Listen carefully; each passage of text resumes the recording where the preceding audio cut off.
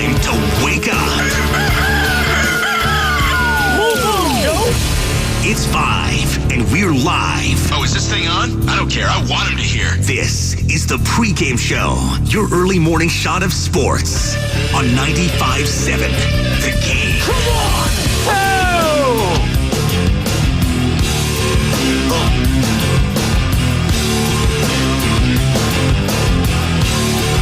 Can you feel it? I'll ask again. Can you feel it?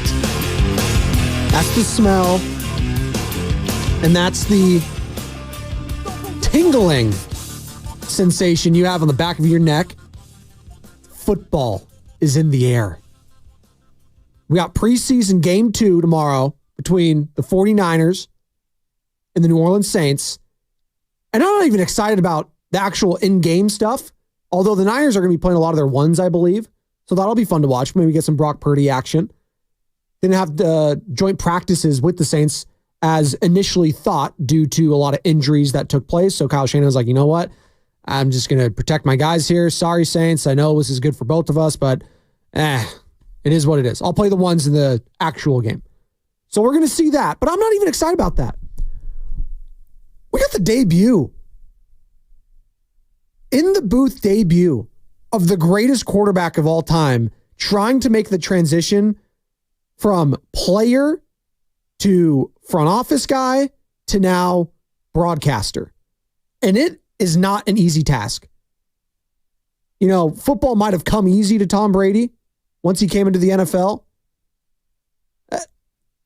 I'm interested to see how this works out. TB12, Kevin Burkhardt, they're going to be on the call tomorrow for Niners Saints, and I will be locked in. It's their little preseason game too. So, interesting. I actually would love to hear Tom Brady and Kyle Shanahan speak at some point. I don't think that's going to happen, but that would. Hey, Kyle, didn't think you could use me a couple years ago? You didn't want another Super Bowl? Huh? All right. Jimmy? Really? All right.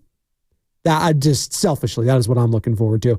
But I'm looking forward to talking to all of you for this next hour. It is the pregame show, Joe Spadoni, and you got me till 6 a.m. That's when Bonte Hill and Joe Shasky take over. I got a stacked show today, by the way. Shout out to Sam Lubman doing a hell of a job on a payday Friday, payday Thursday yesterday for some of us, but it's a payday Friday. It's a Phil Collins Friday, and it's a football Friday. We're feeling good.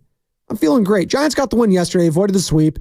Shut out the Braves. Logan Webb doing his thing. 7 2/3. No runs given up. 4 hits, 7 Ks, 1 walk. He was sick. Max Fried takes the L for the hot Atlanta Braves. Now they've cooled down a little bit. Just get Atlanta. Let's keep it Atlanta. 5 1/3, 5 hits, 3 earned runs given up. 5 Ks and 3 walks.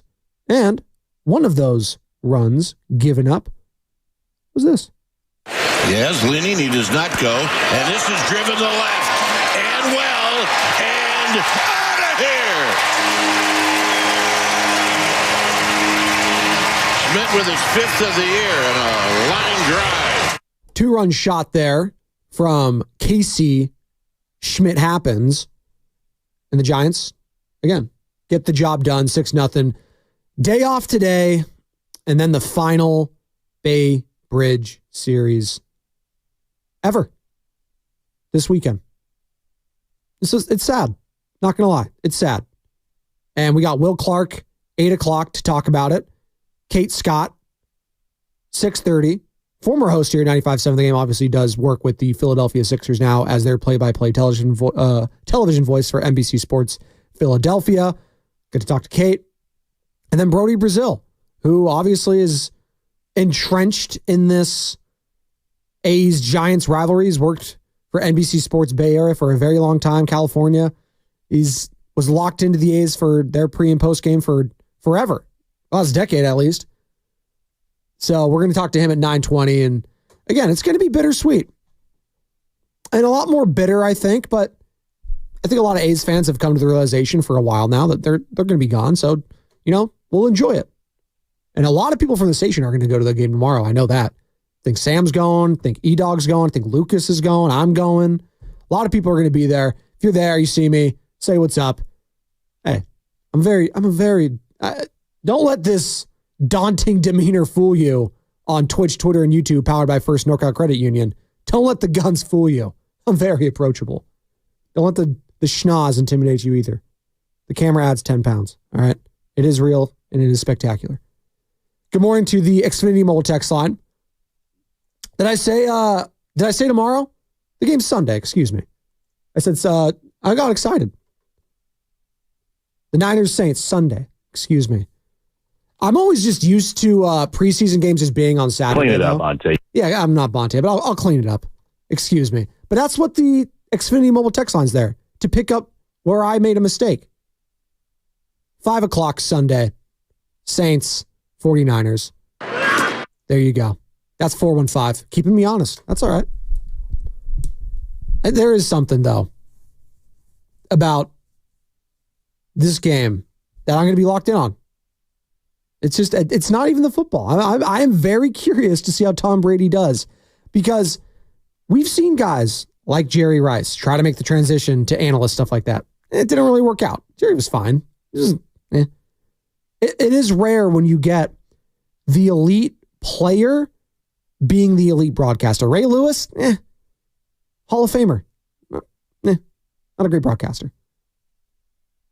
You know, Randy Moss, he's solid. Hall of Famer. Solid broadcaster. Steve Young, elite. Whenever he spoke pre- and post-game for Monday Night Football on ESPN, I was locked in for what he had to say and his thoughts over the weekend of all the weekend slates. Like, that guy knew his stuff. Peyton Manning, the Manning cast, hell, Eli too. Those guys, it's not easy what they're doing. Breaking it down in real time, trying to explain it to the audience, the layman's, if you will, while also doing an interview on top of that. That is very difficult. And now Tom slides in, and the number one spot on a major network at Fox, and is going to be doing NFC Championship games. He's going to be doing the game of the week. He'll be doing a lot of Niners games, I'm sure. A lot of Cowboys games. We're going to be hearing a lot from Tom Brady this year in Santa Clara. So yes, Tom, you better be ready, because we're ready to pounce if you're going to struggle. So one thing we do love, hell, the text line's already on top of me for missing a date. You mispronounce a name. You fumble over your words, Tommy. We're ruthless. We'll go after you. We don't care that you're a local guy. We don't care that you've won 7 Super Bowls, bajillion MVPs. We don't care about that. How do you call a game? That is what we care about. And how does he feel about Brock Purdy? I'm interested to hear that, because a lot of people kind of compare Brock to Tom and their stories and their timelines. So I'm excited. Again, it's going to be a fun weekend in sports, and I can't wait. And I can't wait to discuss it with all of you for the next hour. 888-957-9570. Again, mentioned the Giants. They got the win. They're back at 500. Braves still maintain a 2-game lead over the Mets, though, because the A's... Yay! The A's... Yeah. Give it to me.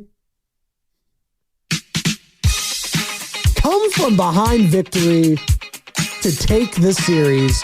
J.J. Bleday, a blast for a grand slam. And the A's came back. Mason Miller, 2-inning save. 6 outs, I think like 40 pitches, 3 Ks. Let's celebrate good times. A's take the series from the Mets, and that's a big boy series when the A's have like the 4th best record since the All-Star break. Like, this isn't some, I know teams like the Mets and Giants are like, you can't lose to the A's. You can't lose to them. Well, maybe the A's are feeling like, we can't lose to the Giants. We just lost 3 or 4 to the Braves. Yeah, I know. You're saying, well, the A's are like, 17 games under 500, whatever they are. Well, they've been the better team since the All-Star break, which is crazy. There's a lot of talent on the team, too. And Brent Rooker, who has not been playing with the team the last couple of days because he just, I shouldn't say he had the baby. His wife had the baby, but it's what we say. It's fine. So he's a new daddy again. And he'll be back, though, tomorrow to face the Giants. Do we have a pitching matchup yet? I'm going to look that up. Giants is pitchers. Probably. So it's Hayden Birdsong. It is. Okay, so Birdsong's Osvaldo Bido. Sure. And then Blake Snell versus JP Sears on Sunday. That'll be fun. That'll be fun. That'll be fun. But Runs out selfishly, of premium on that one. Sammy, and tomorrow, I know you're going to the game tomorrow, right? Gonna be there tomorrow, yeah. I do love the 4 o'clock start time. It is great. I love it. The 4 o'clock start time's pretty elite, actually. It is. It's going to be a beautiful. The sun's going to be setting. It's going to get to sleep in. Still get to sleep in. You can go out the gate like after the game if you want. By the way, A's Mets yesterday, longest game in the pitch clock era, surpassed the Giants Padres in that Mexico game. 3 hours, 45 minutes. Beat them by a minute. It's a proper baseball game. You love it. It was not a proper baseball game. You had the Rob Manfred just dying. You had the Hawk Tua girl throwing out the first pitch. That's when you knew the game was already a mess for the Mets. Just that's some pretty notable first pitches. Like they got Grimace, they got Hawk Tua girl. Like they're doing pretty good. I was listening to some WFAN yesterday, and then the meltdown after they lost that game, and they were blaming the Hawk Tua girl, and they were like, imagine you're a dad with your 6-year-old son. And they asked, who is that? Because they said like viral sensation or something when they announced her. I think her name is Haley Welch, right? It's just like, well, son, I don't know. That's all you have to say. I don't know. Someone. She's famous on the internet. She's no Grimace. She's no Grimace. That's a fact. Speaking of Grimace, they're coming up. They came back out with the like McDonald's like commemorative cups, but they're not glass. They're like plastic. See everyone posting about them. Bring back the glass. Are we scared as a society to bring back those glass cups, those commemorative ones, those Star Wars ones from like Burger King? Those were sick. Feeling great though. 925 is that doesn't make sense. Are you Brandon? Are you going to be on the field on Sunday? I'm not Brandon. I'm not going to be on the field. Is Brandon going to be on the? Who's Brandon? Is there a player on either team that I don't know? All right. Let's get back to some serious football talk, can we? It's serious, guys. What's going on with Brandon Ayuk? What's going on with Trent Williams?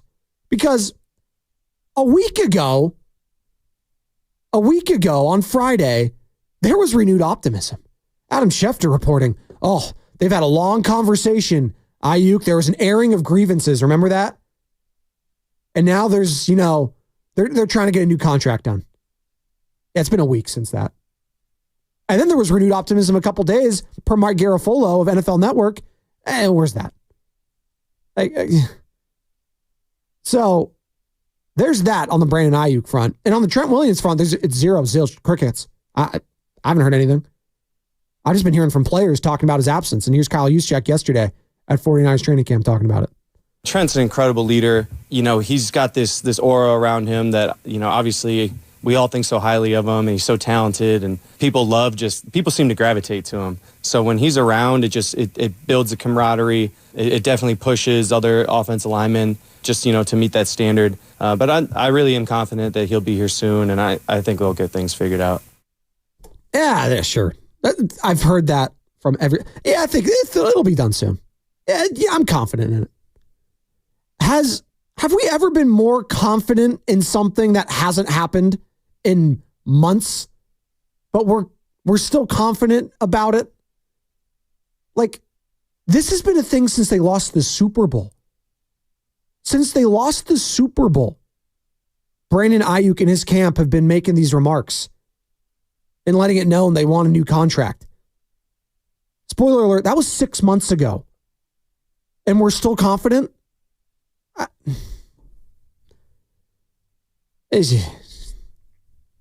I know he was talking about Trent Williams there. It's everything. And Trent has made it known. And it's just, I feel like I'm going to take crazy pills. Here's David Lombardi yesterday. The Athletic covers the team. On him even thinking the Trent Williams stuff would have been sorted by now. I always thought that it would be around mid-August with Trent Williams. He's 36. He doesn't need these 3 or 4 weeks of dog days of camp. I do think that he needs a little bit of time. Kind of like I said the same thing about Bosa last year. I don't think that Bosa needs all of training camp. but he got to build the callus a little bit, and he didn't last year. Right? Bosa came in a little bit too late, and that was a problem. This Trent thing isn't nearly as big of an adjustment as Nick Bosa, who was the largest non-quarterback contract ever. I think a lot of it could be taken care of by guaranteeing parts of the deal. Now, of course, you worry about the fact that he is 36, and if he retires and you guarantee a bunch of the contract, that could leave you with some dead cap that, if you're being really careful, Brandon Ayuk can undo all the work that you're doing with Brandon Ayuk right now, because it's all coming out of the same pot. I think it's delicate, but I think he's so important that if they could get this Brandon Ayuk thing right, then it could fit right in with that. So I wouldn't be all too worried about it. If the calendar turns to September and it's still not done, that's when you got to be like, oh God, not again, because it did affect them with Nick Bosa last season. Another reason why I'm excited about the preseason game on Sunday. Tickets just $15. No, don't quote me on that. That was just the old commercial I always used to run. Gravedigger. I'm excited to just watch football again. And I'm excited to see Brock Purdy on the field. I know it's for like a drive or two. It gets me in the swing of things. And I have to keep watching preseason games too, just to try to just adapt to that new kickoff, which is still just an eyesore. I don't like watching it. And when they put the landing zone, it's like we're doing too much here. Oh, but it was just, a ceremonial kickoff. It was always kicked out of the end zone. I don't care. You know what? I am one of those guys right now. I like just the simplicity of kicking it off. You start here. Let's go. I like kickoff. I love punt returns. I love kick returns for touchdowns sometimes. It's great.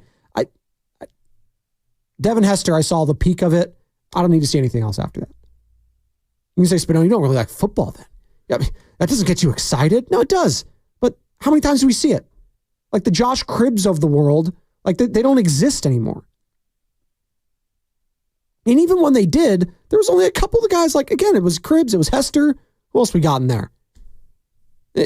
Tavon Austin, I just saw it retired the other day. I thought he was retired for the last couple seasons.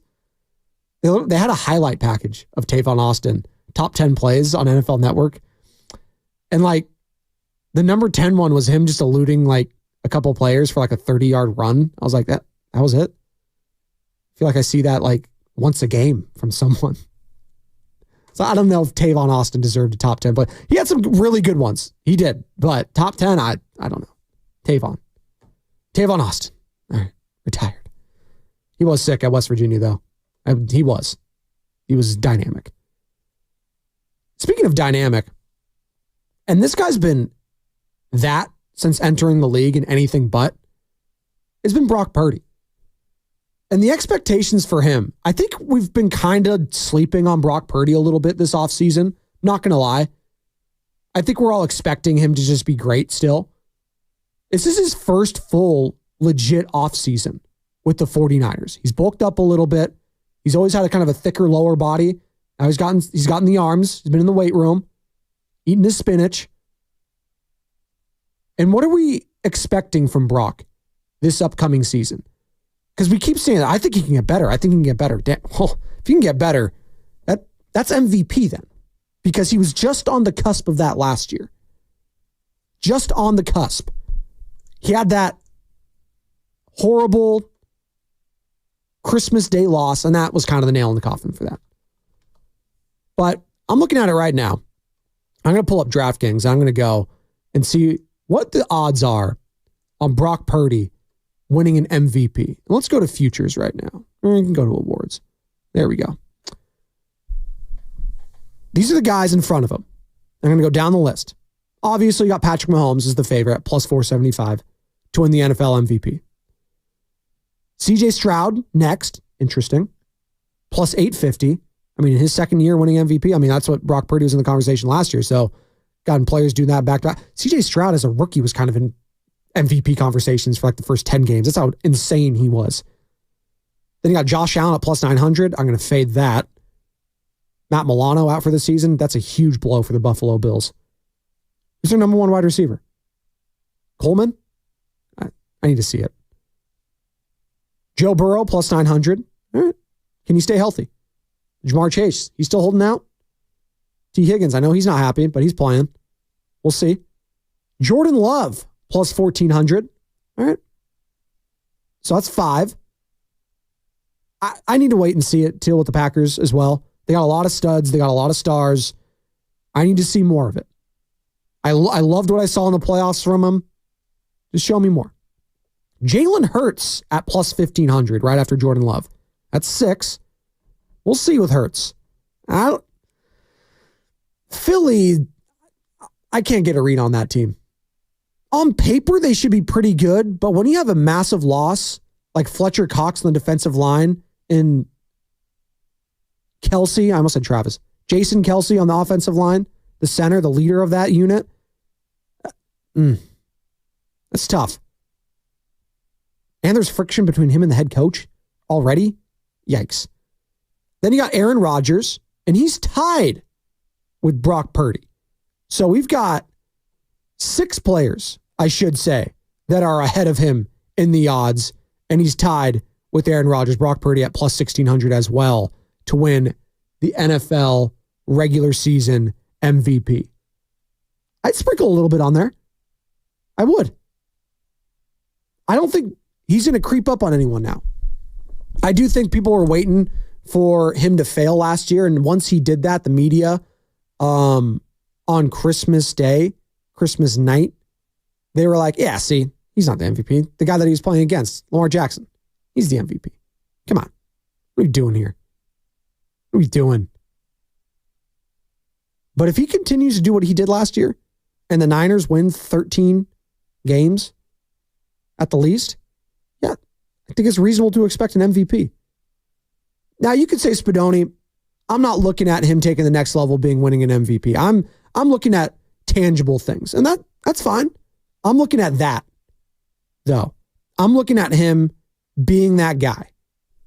Now, you don't care about that. People, there's only one. It's all about the Lombardi. I don't care about any of this other crap. We've been suffering. That's fine. I get it. You can be a big boy or big girl and have conversations about multiple things. 2 things could be equally true. You could want the Super Bowl. You could also want your quarterback to win the MVP. Chiefs fans have that expectation every single season.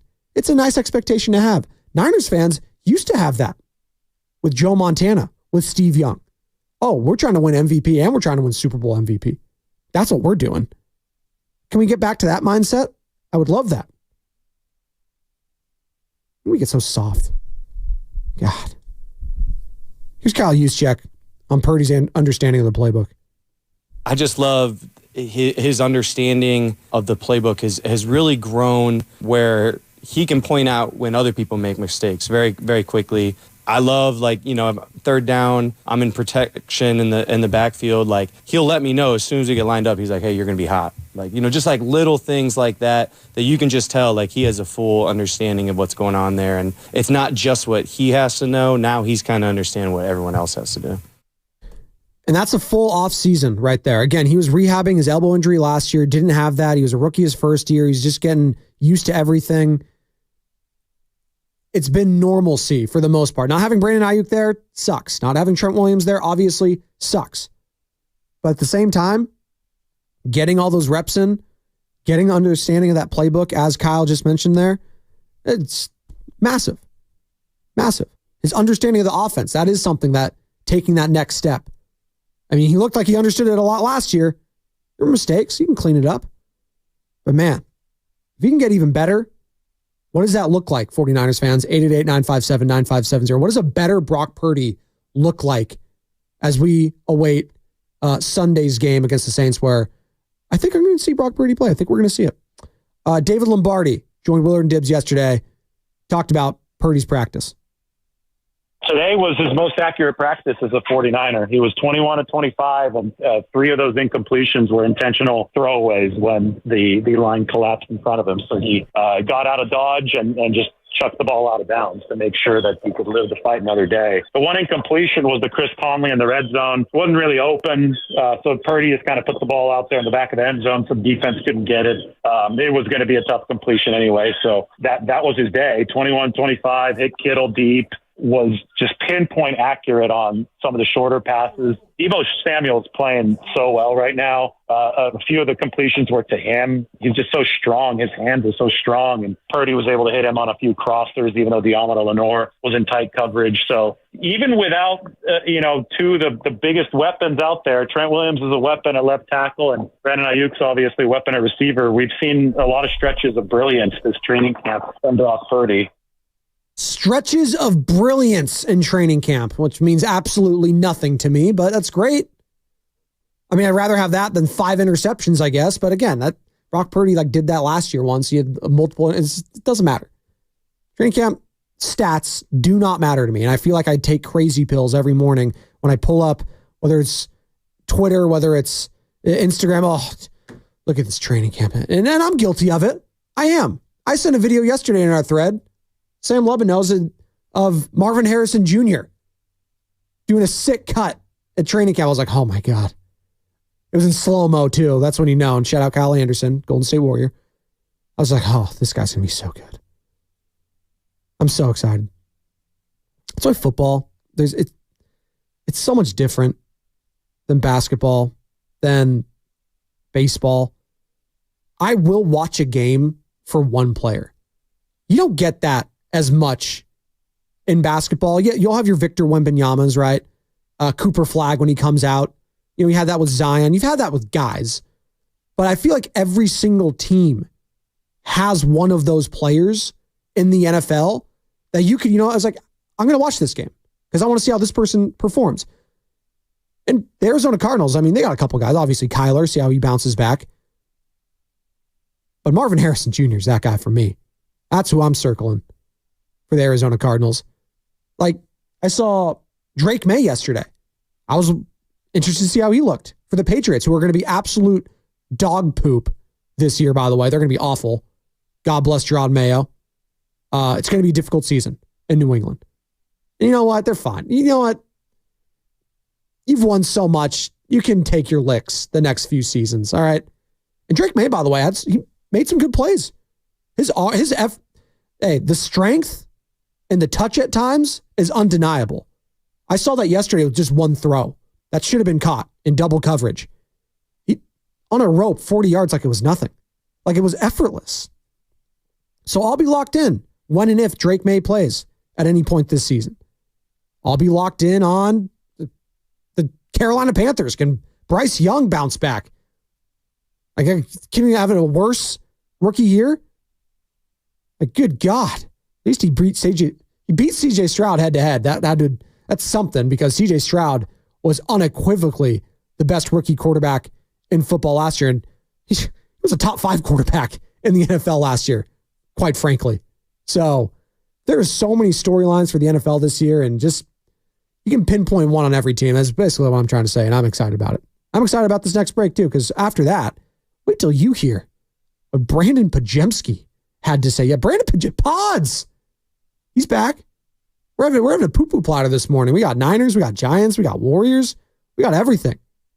And I want to hear from you at 888-957-9570 on a Payday Friday, on a Phil Collins Friday, on a Pregame Show Friday, 95.7 The Game. In business, success is never by chance. You know that better than anyone.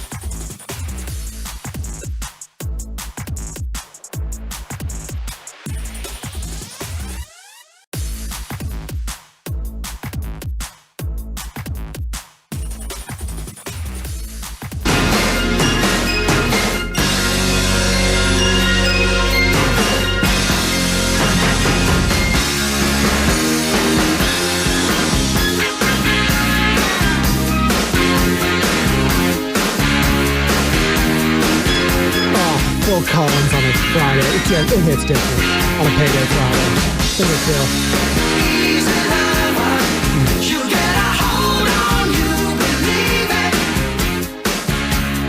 Beautiful, man. Again, no one, and I mean no one, rocked a receding hairline quite like Phil Collins. One of the elite vocalist drummers as well. Not a lot of those. When you find them, they're gems. Just say that. All right. We were just talking Bay Bridge series. We've been talking Brock Purdy expectations. How does he improve? Like, what do you need to see from Brock this year? Because he set the bar so damn high in his first full season in the NFL. I'm struggling to find some stuff. So 888-957-9570. I want to hear from the fans. What are you looking for with Brock Purdy this year? Is it just, limiting turnovers? He was pretty good at that last year. I know he had a couple bad games. Hey, I see one now from the 415. Can he win a game in the rain? I was like, well, didn't he? Technically it's Seattle, right? But I hear you. That's a tricky one. I don't know if you could ever improve to being a bad weather quarterback. You either have it or you don't. Peyton Manning didn't have it. Tom Brady had it. Joe Flacco had it in that division, AFC North. Ben Roethlisberger had it. Eli Manning kind of had it. He won some bad weather games. But like either you have it or you don't. Derek Carr, not a bad weather quarterback. Anytime you saw on the schedule, it was Kansas City in November or December, it was the L. Automatic L. Just some guys have it and some don't. And that's when the arm strength and all that stuff is played a bit. There's going to be some rainy games this year, potentially. How does Brock handle that?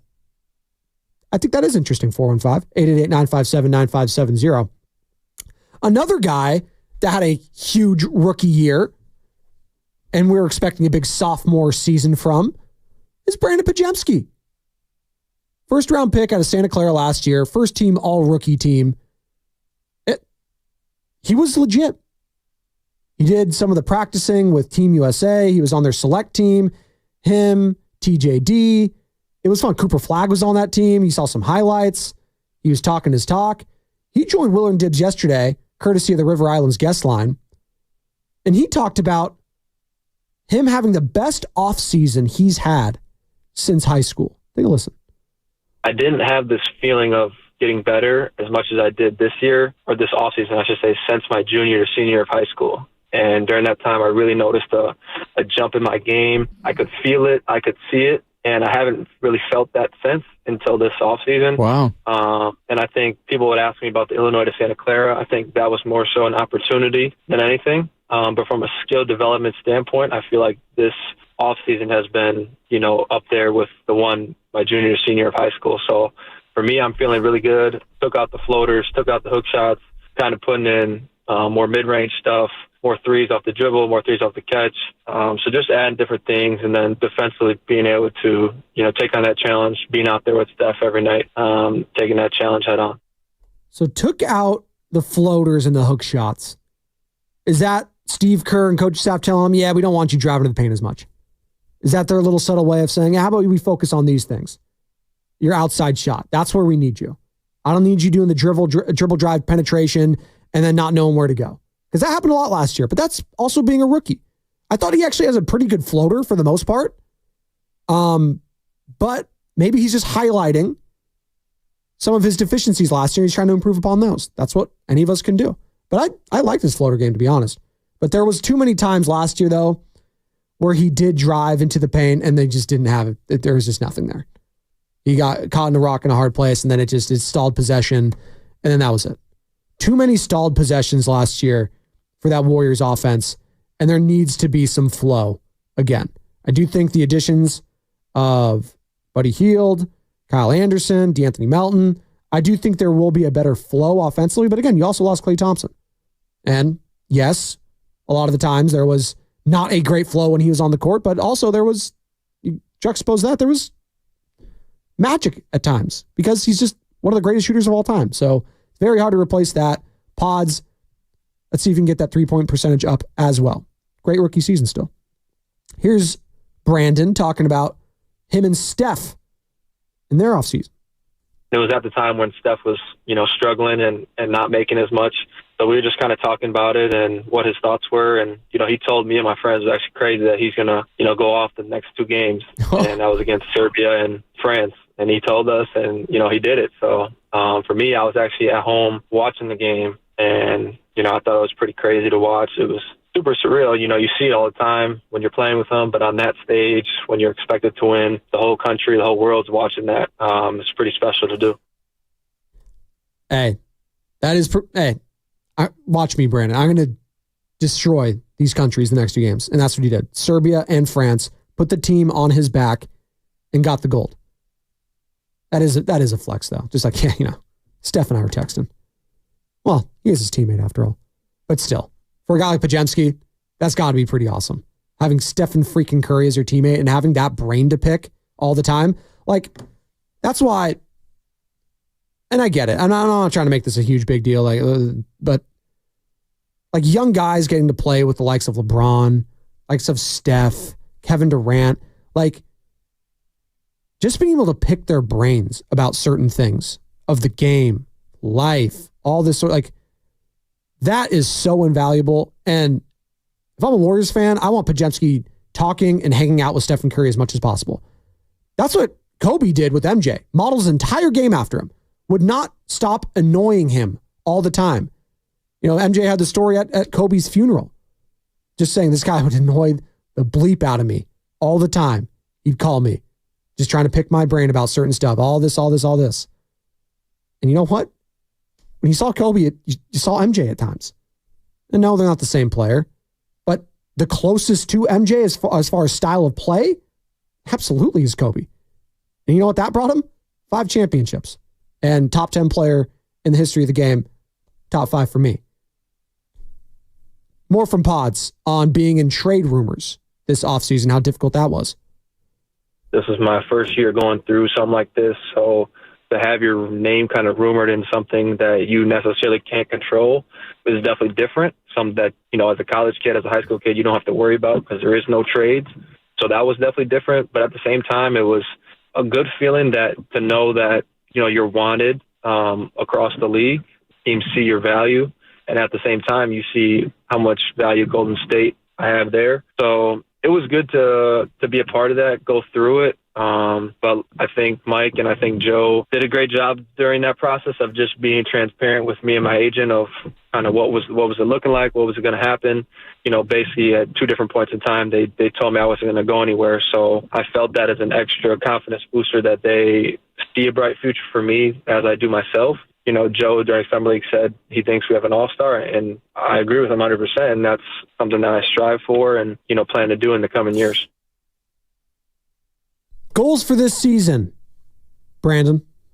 Everybody's goal is to win the championship. So that's obviously number 1 on the bucket list above any individual goal. I think, seeing what that's like to be in the in-season tournament, semifinals and finals, that's another goal of ours to win our pool. We want to be a top 6 team. I think it's super crucial that we get into a 7-game series because, like Steve and everyone else has said, I feel like it's hard to beat a Steph Curry leaded team 4 times out of 7 games. And I think last year, if we were able to get in that situation where we were handed a 7-game series, I think, the results would have been different. So I think just being a top 6 seed after the regular season's over is something that we have our eye on as well, and then kind of just go from there. But yeah, just extending our season. Honestly, for me, being done since I think April 17th, whatever it was, to now, it's felt like an eternity. And so, I don't want that feeling of having to sit at home and watch other teams play. I'd rather be the last, 1 or 2 teams playing. So just goals like that. And, as a competitor, you want to win everything you can.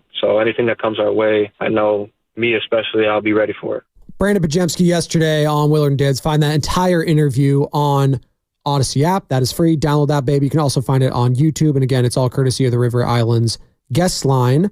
Shout out River Islands in Lathrop. All right, 2 segments down, 1 more to go. What are we doing this weekend? It's Payday Friday. We got the Bay Bridge Series. We got Niners Saints on Sunday. I'll be locked in at 5 o'clock. TB12 on the call. Hell yeah, I'll be interested. Hell yeah. I'll also be interested in talking to you. And Joe Shasky and Bonte Hill in about 17 minutes on 95.7 The Game. Hi, I'm Rachel, and I have a serious heart condition called hypertrophic cardiomyopathy, or HCM. Some symptoms include being short of breath, feeling tired, or having dizziness or chest pain. I still had symptoms on my beta.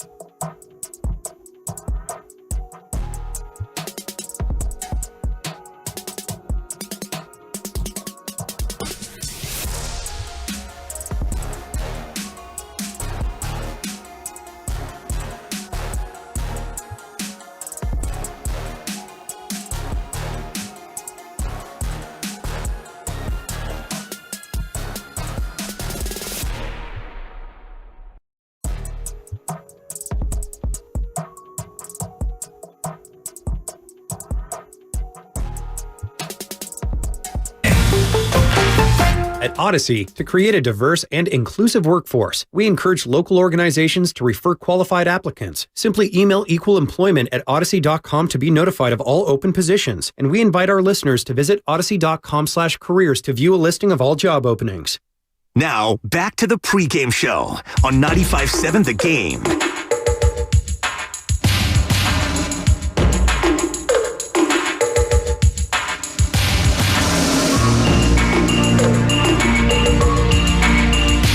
You know, they got KD, but we got Jaden McDaniels.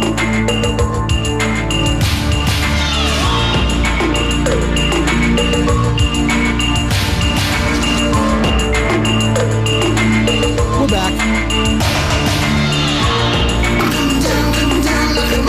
Phil Collins Friday rolls on the pregame show. One more segment before handing it off to Bonte Hill and Joe Shasky. They're in a great mood. We're all in a great mood today. It's a payday Friday. We got awesome games going on this weekend. Bay Bridge series. We got Brock Purdy probably playing on Sunday. See some ones. Like, I'm excited. Fall is approaching. College football, NFL. I got fantasy football league drafts in a couple weeks. That's when you know it's just, it's great. It's great. Giants salvaged the series yesterday. They got a win. They're back to 500. A's took the series against the Mets. They came back. I still the Hawk Tua girl thing is just the first pitch at the Mets game yesterday. And it has WFAN in shambles, our sister station, Odyssey station in New York. Oh, good to know the A's are still pissing people off somehow. Coming back to win, you got to blame the first pitch girl. Come on. What are we doing? All right, we just heard from Brandon Pajemski in the last segment. Prior to that, we were talking about Brock Purdy. And this last one, it could be whatever you want to talk about. 888-957-9570. I always like to ask, what are you doing this weekend? Are you going to the Bay Bridge series? Where are we going? Going camping? We doing whatever.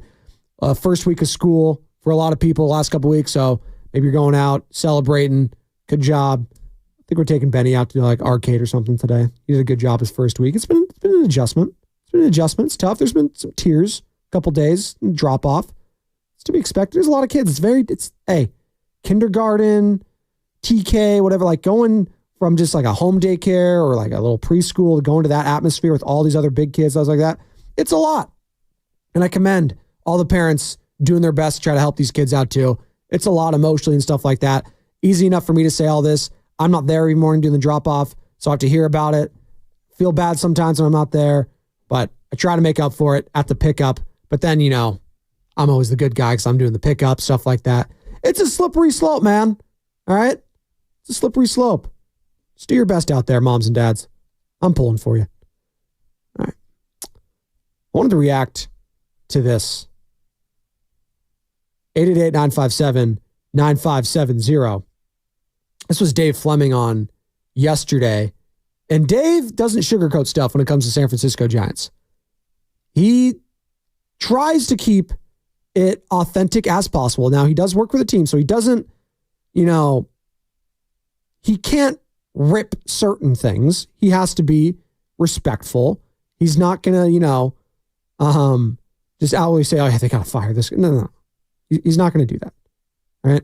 I'm not going to sugarcoat it. You can sit here and do a sugarcoat job. Thank you, Joe. That might be one of my favorite drops as well. It's the Fleming shut up and it's the sugarcoat job. Shut up. I'm not going to sugarcoat it. You can sit here and do a sugarcoat job. Clean it up, Ante. That's a good one too now. I do enjoy that one. But here's Dave Fleming yesterday on the Morning Roast via the River Islands guest line. He appears on the Morning Roast and the River Islands guest line every week. Find it on the Odyssey app or on YouTube. Everything is fraught with the Giants right now, Dave Fleming. Everything is fraught right now with the Giants. And I think it's almost part of the issue with this franchise at this particular moment. It's like everybody is just so desperate to find the magic solution and like what.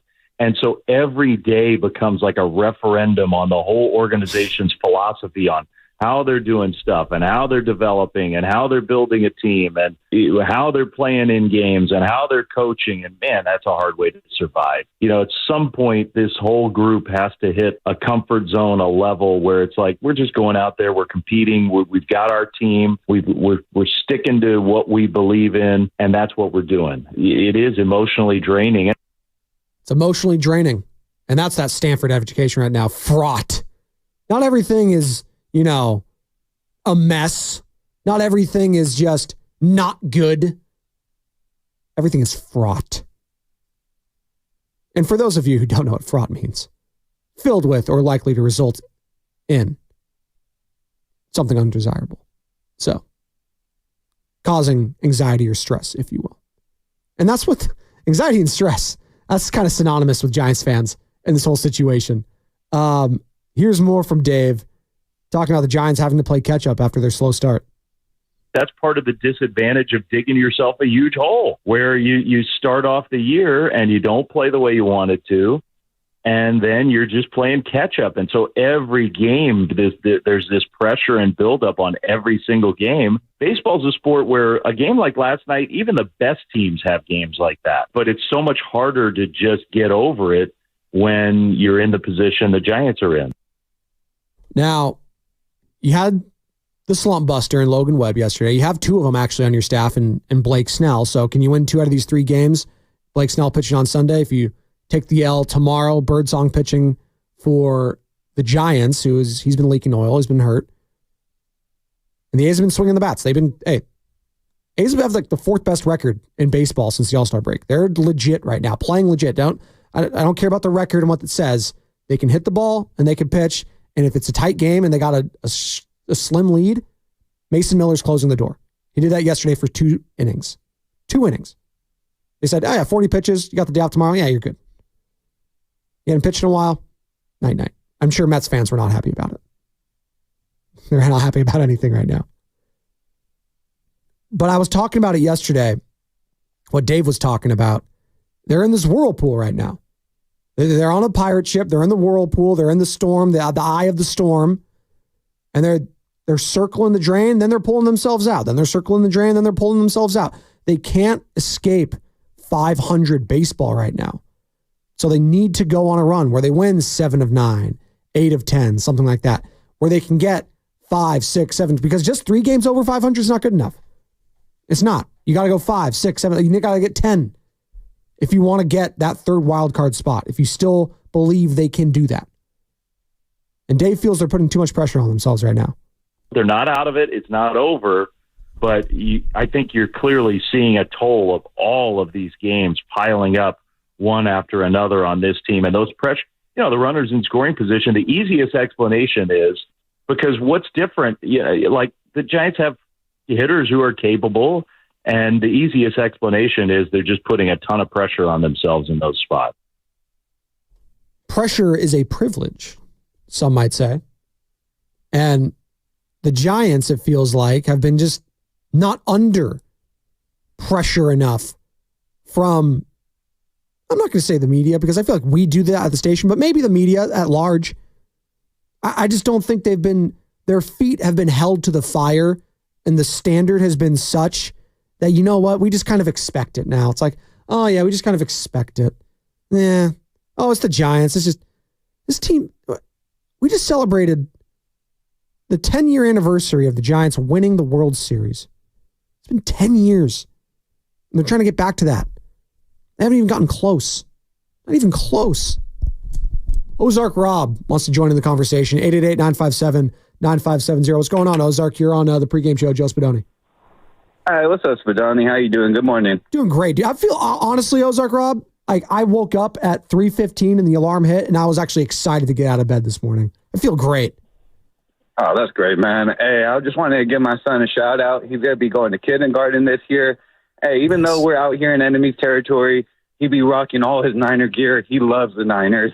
And plus, later this year, we're probably going to go to a Giants-Royals game. Even though the Giants aren't doing so well, hey, it's always good to support our team. Totally, man. Hey, what's your son's name? Timmy. Timmy, that's awesome. Hey, Ozark Rob, appreciate you.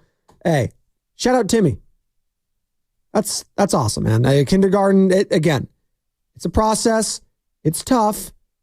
Like, there's going to be some tears. Maybe your kid doesn't have the tears. That's great. Some kids just, hey, nothing. Hey, see you, mom. Peace, deuce. That's fine. I think my daughter's going to be like that. She's a firecracker. She does everything. Just see you later. Benny, sensitive boy, shy. Doesn't a lot of big kids gets a little nervous. That's okay. Hey, it's okay to cry sometimes. It's okay. All right? All I'm going to say. I'm not with it when people like, don't cry. Just let your kid cry. There's tears in his eyes is fine. Please. It's the worst thing. I'd rather my kid get a little, like, tears in his eyes and get angry. Like, if I could cry instead of getting angry, I actually might prefer that. I hate getting angry. I hate getting upset at these stupid sports teams that caused me this. I think being a father's helped me a little bit with that, but also heightened some other types of anger. But it's all right. We go to therapy. We work on it. And go to therapy if you need it. All right, that's my little PSA today. That's my one thing. Therapy. Go do it. It's good. Clears the mind. You need an outside perspective. You need someone that's detached from your actual family. You can just get an outside looking in. All right, let's see what's going on in there. It's just operation on the dome. Sometimes you need that. So shout out Timmy, shout out Ozark Rob, and shout out all the parents out there, all the kids out there making that transition to a big kid school. It is a tough one. It is a tough one. All right. Try to clear my throat. That was a fun show. Let's do it again on Monday, shall we? But coming up next, we got Kate Scott, voice of the Philadelphia 76ers at 6:30. Voice of Madden. Yeah, she's on Madden. We got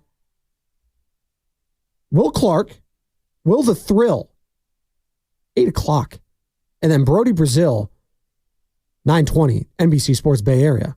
Where else would you rather be on a Friday? On the morning roast, baby. Have a good weekend, everybody. You're listening to 95.7 The Game, KGMZ FM in HD.